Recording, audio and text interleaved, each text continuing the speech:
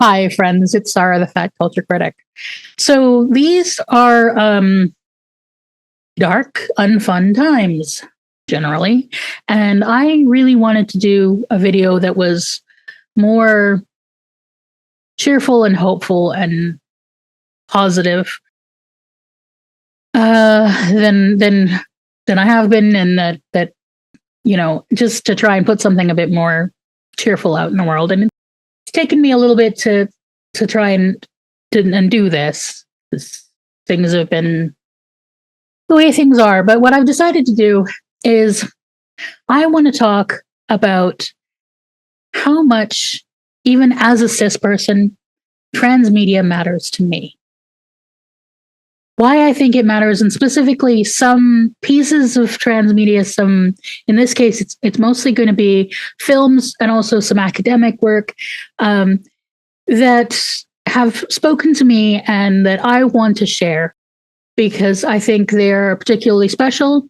There'll be links to all of them as best I can. And I just, because I think we talk a lot about wanting to protect trans people, and that is important. But I think sometimes we focus too much. We focus so much on the oppression that's happening,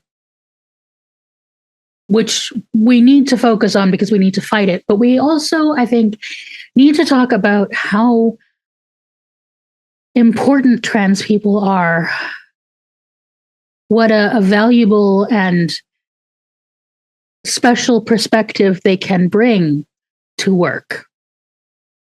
Because I think every sort of outside the norm kind of experience gives people a perspective that most people don't have. And on something like gender that is so central to our lives, having a different experience of that, being outside the sort of constraints that are usually placed on that, that is a creative space. Anytime you're working in a liminal space or a space of movement, that gives you a perspective on society that most people who aren't in that liminal space don't have. This is not a liminal space in which I inhabit, but I inhabit some other liminal spaces. And so I really appreciate the perspective that the people who have been through that kind of life experience bring to their work. And I want to take some time to talk about not protecting trans people, but why we protect trans people. Like, obviously, we should protect them just because they're people, because all people should be cared for and protected. But I want to take a bit of time to talk about how valuable they are. And you shouldn't need to prove your value. Just existing is enough. But I think, I don't want it to get lost what incredible work so many trans people do in creative fields. And I want to challenge my fellow cis creators out there to take some time to think about some trans creators and non-binary creators and some outside the cis experience people whose work you appreciate and that you want to share and lift up. And just so we can talk a bit about how much we value trans voices. We value trans people who share their experience and whatever kind of work they do. So that's what I want to do. And it's inspired actually because my friends and I recently, we have a weekly, sort of most week movie watch together. And the other week, a couple weeks ago, we watched Johanne Sacreblu, which is this wonderful little film made by a trans couple in Mexico. It was their response to Emilia Perez, because Emilia Perez, as we've all talked about with the Oscars and everything, is a film that is about the trans experience written by a cis person, and also about Mexico, written by a person who's not Mexican and didn't really know what they were talking about. So it's very much the outside writing in, and as such, it has all the tropes of tragedy and yeah.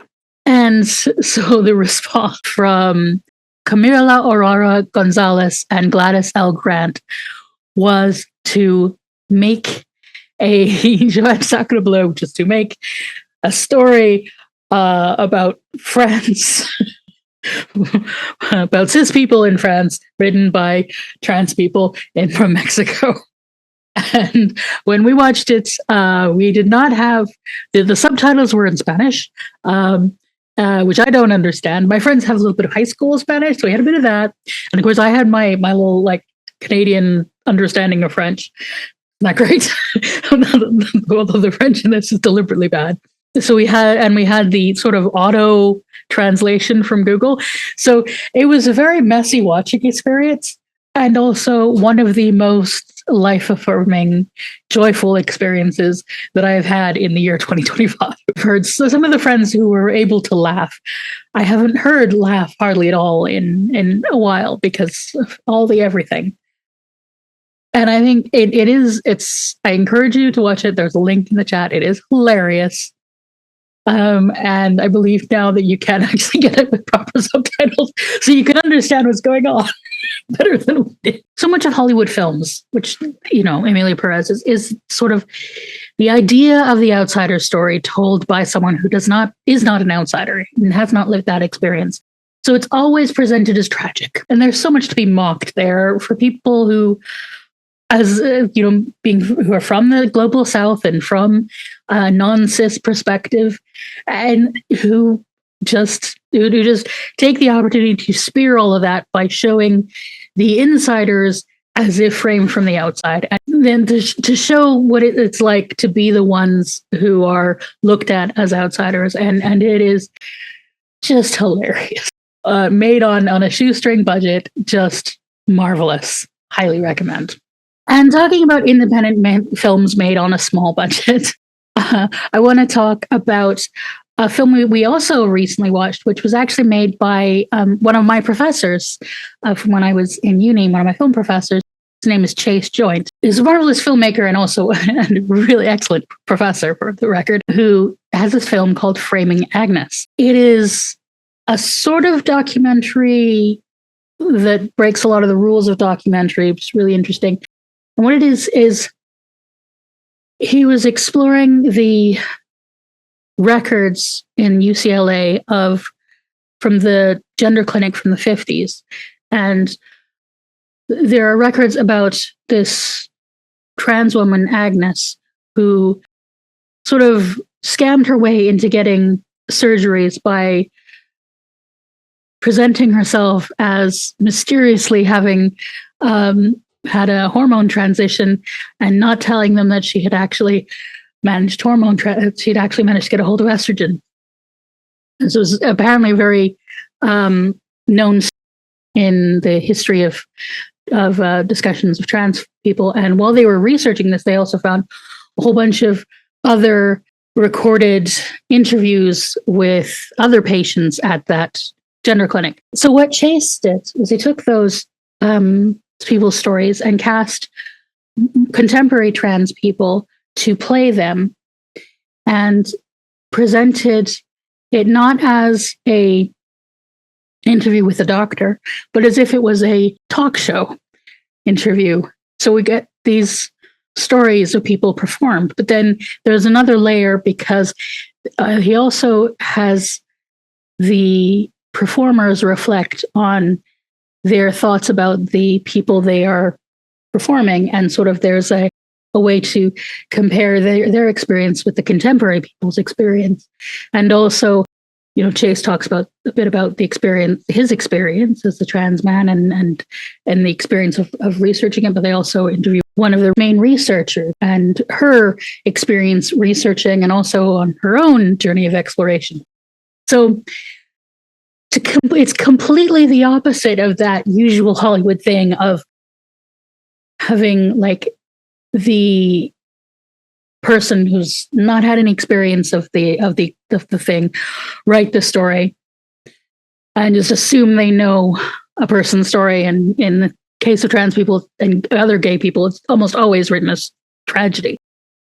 But turn that on its head, and instead we have trans people telling their stories and reflecting on the stories of trans people and exploring it, and it just has to be experienced. And there's a lot of intersectionality, because there's various experiences of various kinds of trans people, including Angelica Ross performs the story of a Black woman from the 50s, a Black trans woman with a very different experience from some of the other women. And it is one of the most involving documentaries that I have seen in a while. And again, also like kind of messes with the form of documentary. And I think from my perspective as a cis person, I really enjoy the sort of filmmaking stuff of the different ways of framing these different layers and playing with the form of documentary. That I think someone exploring the experience of people like them who are not like them, that makes this liminal space that is this incredibly creative space. And so I find, even just putting aside all the interesting ideas about gender and social position and the ways that things have and haven't changed, there's also some really interesting stuff there about playing with the genre of documentary that chase coming from this liminal experience and working with other people who live in these liminal experiences, working together, has obviously just been this really creative space, and it's really inspiring. So yeah, I don't know that anybody else could have made that. And if you take nothing else from this, I will put a link in. Go check out Framing Agnes and see what you see for yourself. On a similar talking about identity stuff, I would be remiss if I didn't plug my friend Jessie Gender and her beautiful film Identities, which I really need to get the Blu-ray of now that there is a Blu. Anyway, she made this with Nebula. So if you have Nebula, it's easily accessible, and if not, there's ways to get your friend. If you have a friend who has a Nebula, they have a whole guesty thing. So. Or you could get the Blu-ray. So Jessie's film, Identities, is a kind of sci-fi, not unexpected when you have Jessie. It's about the setup of a virtual reality system where it kind of gets stuck in the choose an avatar phase, because the person finds themselves as two people of two genders, Aaron and Aaron. And they're meant to choose one of them to choose who to be, and they can't choose. And so there's this whole exploration of the binary construction of gender that I think could only really be explored by someone who is outside the gender binary and who spent as much time talking and writing about the gender binary and ideas outside of it as has Jessie. Also, unsurprisingly for Jessie, there was a whole element of joy to be explored. And personally, I really enjoyed the experience of watching it. I had the pleasure of watching it with a number of trans people and other non-cis, and we all enjoyed it. And I know I got different things out of it than they did, and that is fine. I love the sort of creativity and the ideas of the filmmaking, that playing in that liminal space gives a person to explore. And I love the ideas of gender and construction. And, there's a political element of, the sort of who is making you make these choices and how, and it's a lovely piece of film, short film, and she's looking to make it into a TV show, and I'd love to see what she does with it. Jessie is a friend of mine, and she's just one of the most creative minds I know, and just, I love her work. And yeah, I really don't think anyone who hadn't had liminal and outsider experience of gender could have written this. And also, there's also clearly a lot of her neurodivergent experience in this as well, which speaks to me. So, yeah, again, wonderful, creative, experimental work that, that is clearly shaped by her experience, and that I find, is something really of value to explore. While I'm talking about friends, I'm actually going to talk about a piece made by Jessie's co-writer for a lot of things, her collaborator, Aurora, who on her own channel made a beautiful piece a while ago about reflecting on a piece by Alison Bechdel about her mother that becomes a sort of, again, there is a sort of reflections on reflections aspect to this one, which that's the thing I like. I find it interesting. And she sort of reflects on femininity and mothers and daughters, and her experience as a daughter, as a woman in transition, is clearly a part of this, and it is quite beautiful and poetic. And I found myself reflecting on my experience with my mother, my experience with femininity, and yeah, it is called Alison Bechdel and the Feminine Subjective, and it's on YouTube, easily accessible, and I find it really quite a beautiful piece. All of Aronach's work is beautiful and meditative and reflective, and I encourage you to check her work out because it's really very beautiful. So that is that I'm going to get away from films, and I want to talk about some books. Some academic books, which is a very different kind of media. But again, something where I have read a number of works written by trans people where clearly their experiences have shaped their work. And these are people whose work has shaped me. And so, first of all, there is Dr. Devon Price, a trans man, and his two books that I have really appreciated, which is Unlearning Shame and Unmasking Autism. These are just exceptional books. And clearly his experience being a neurodivergent trans person has shaped, how he experiences shame, and also, the wanting to understand and explore and thinking about unlearning. And again, the Unmasking Autism is also about there's elements about the shaped by the gendered perception of autism shapes this as well. So I have found both these works really revelatory and just exploring the way that the systems that shape our lives, and the kind of the shame particularly is sort of about the way that the system wants to sort of put us in boxes, and the harm that kind of oppression causes, and the way we're sort of inculcated to participate in our own oppression. And I think that clearly his experiences have shaped his perceptions that have allowed him to do this work, which is done as a doctor of psychology. He this is academic work, although it is also quite accessible. He's a very good writer.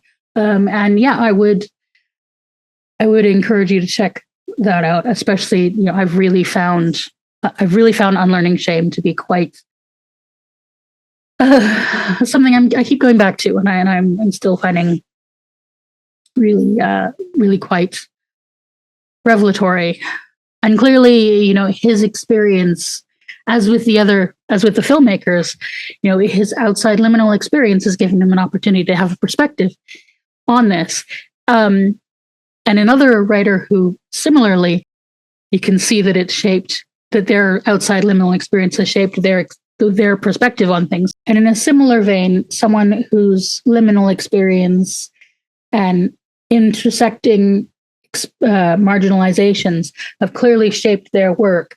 I want to talk about Deshawn Harrison, Belly of the Beast, The Politics of Antifatness as Anti-Blackness. This, I think, really needs to be read along with Sabrina String's The Fearing the Black Body. While that is a historical work, this is philosophical work, and they are thinking about ways to move in the future. And so they go in quite a lot about the intersections with gender and race and fatness. And like that is a whole muddled queer kind of experience, the way these things are all muddled up together, the way that these systems, like as with the previous book, it's sort of thinking about the way that systems work to oppress us, and the systems that uphold one kind of body and devalue people in other kinds of bodies. And, it's really important for us who are not Black to really reckon with the way that anti-fatness is about uplifting white bodies and thereby oppressing the darker bodies, sort of lighter up and darker down. And, for those of us who are outside of the Black and white binary as well, like, because I'm Middle Eastern, it is also like, there's a liminal space thing, but we who are non-white but not Black need to reckon with that. Though that's a complicated systems, and so we really need to be learning from people who are on the pushed downside and who are rebelling, because that experience, people of that experience have much clearer understanding of the oppression that is going on and the systems that are going on. And that is a really important perspective for us to learn from.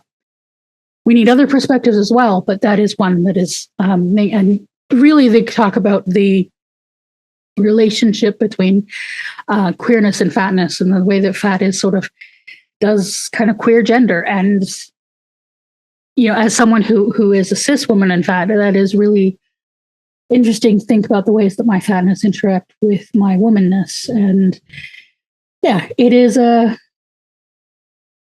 challenging book. I think it's important to read challenging books. And clearly it is a book that could not have been written by someone who had a normative gender experience. So yeah, once again, we've got a piece of work that is really valuable, shaped by the trans perspective, because it's just a very important perspective. And so I'm going to talk about another academic work that, goes all in on the sort of liminal and oppressions and the way things are shaped, that I really love, which is Halberstam's work, Skin Shows, Gothic Horror and the Technology of Monsters.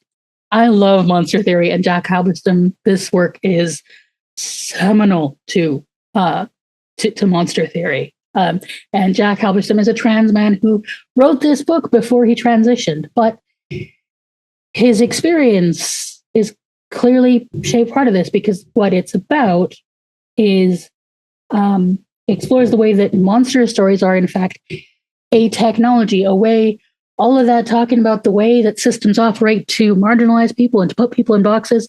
And monsters are a technology for teaching people that. The way that the stories that we tell about monsters say what bodies are undisciplined and what bodies are sort of to be feared. And Halberstam talks about sort of monsters are kind of fear of the liminal.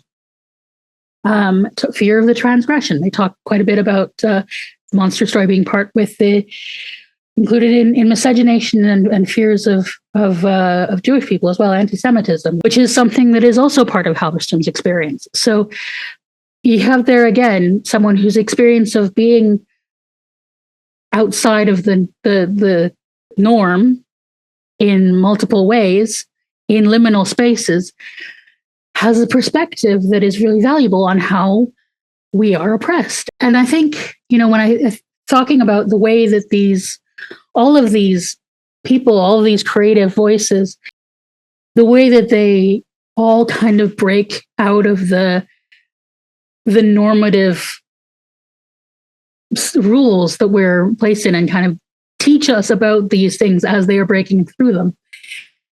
It kind of illustrates why the right, why the fascists are so hot on monsterizing trans people, because that's what they're doing. This is technology of monsters, and they are being made into monsters. That is what is happening.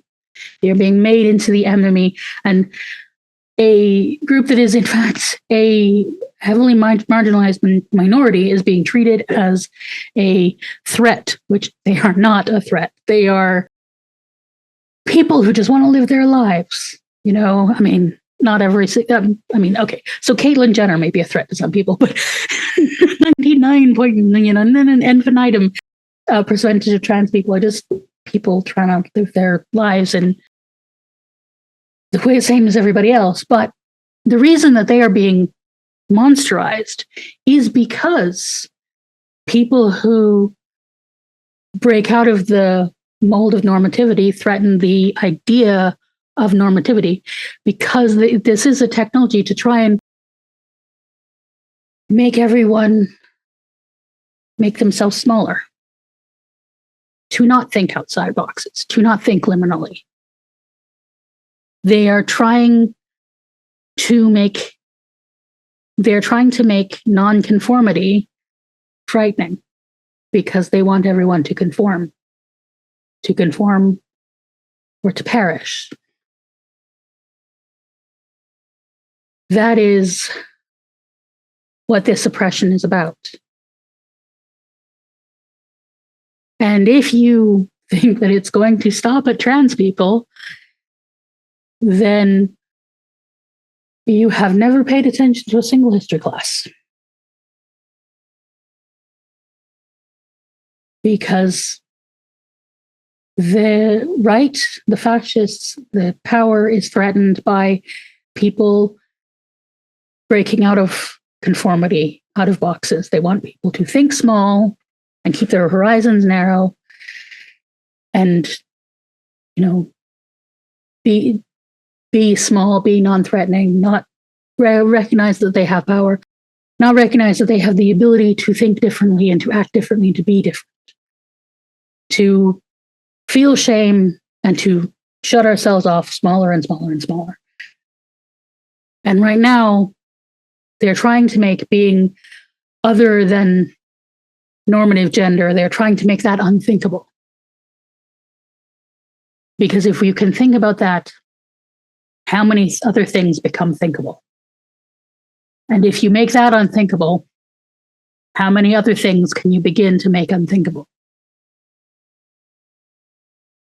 It was, once upon a time, it was unthinkable for women to vote. It was unthinkable for women to own property. It was unthinkable for poor people to have a living wage. When you challenge normative thinking, other ideas become thinkable. That's where true liberty is, in self-expression. And that is why trans voices are so valuable. On that, thinking about the ways that what's thinkable and unthinkable, and I want to talk about a podcast that I really like, another trans voice that I think really matters, which is Cancel Me Daddy with Katelyn Burns. Now, there's a lot of good trans-led podcasts, and I'm going to leave a lot of them on the table for other folks, because I'm really hoping other people will take me up on listing off some of their favorite trans-led media. But I really think I really find Katelyn's voice valuable as a commentator on media and the conversations that we're having, and the crap that the right are trying to pull. I think she has their number, and the humor with which she explores things in Cancel Me Daddy. I think it's an excellent podcast and conversations that really need to be happening. I want to close with Canada-specific things, because I am trying to be more Canada-focused. I may have a video talking about some of that at some point if I can get the words out. So in Canada, we have this wonderful institution that I love called the National Film Board, which produces short films and has for years. A lot of us grew up with seeing them on TV all the time, like the Log Driver's Waltz and various others. And they are on YouTube, so you should go check them out. And they also, for a while, have been making an effort to do more Indigenous-led content, which is awesome. And something that all Canadian institutions should be doing. We need to focus on uplifting Indigenous voices. So I want to shout out an NFB short called Woman Dress, which is made by TJ Cathand, who is a two-spirit person. So Woman Dress is based on a story that was told to them by an elder when they were a kid. And so it has a sort of being told the story while also seeing the story kind of element that is fun. And interestingly, the Cree language doesn't actually have gendered pronouns. So there aren't really any, they use various pronouns for the character in the story, but it's a story of a Indigenous two-spirit person from the past who was known, the legend that they would walk from town to town telling stories, and that they had this woman dress, this regalia that was specific to women, although the person themselves is ungendered. And the story is all about how they would interact with people and continuously move around and be sort of this sacred person of storytelling that was respected by everyone, and it was an outsider, but whose outside perspective was valued deeply and sacred. So again, this is a short film that gives a different perspective from someone with a different experience. And as with all of these voices I've been talking about, they all have non-normative experiences of gender, and they all have other intersectional experiences in their life that have obviously also shaped all their perspectives. And I think that is important, that is valuable, that is something we need to protect. Yes, we should always be protecting other humans just because they're human. Nobody needs to prove their worth. But also, you know what? You are worthy. You are valued. I value you. All of you, your perspective. What you bring to the world, what many of you have brought to my life as my friends, what trans people have brought to their art, these people that I talked about, and a lot of other people as well. So, yeah, that is my little listicle sort of discussion about why I believe trans voices matter. They matter to me. And I know I'm not the only one who feels that trans voices matter to them. And so, again, I have left a lot of pieces of art that I could have talked about on the table because I can well see friends of mine doing better explorations of them. So I want to invite you all. Let's, in the comments or in your own video or some other way, let's talk about why trans voices matter to us, why trans people matter, and not just that we need to protect trans people, why we need to protect trans people, why we value people, because you are human, and also because your existence is a different perspective than mine, and we should value difference. Because new ideas should be thinkable, because the world is better with difference in it. So that's my 2 cents, trying to do something positive, and I hope you enjoyed it. I hope you check out these links, and I hope you check out other work by other trans folks. Just keep exploring and keep lifting up other people's work and your own work. So yeah, that is me. I'd like to thank my Patreon supporters as always. The names for the 5 and 10 folks should be displayed, and if you want to join them, and you can, please, I would appreciate that. But take care of yourself first, because it is hard out there. So let's all take care of ourselves and one another, and let's all survive 2025.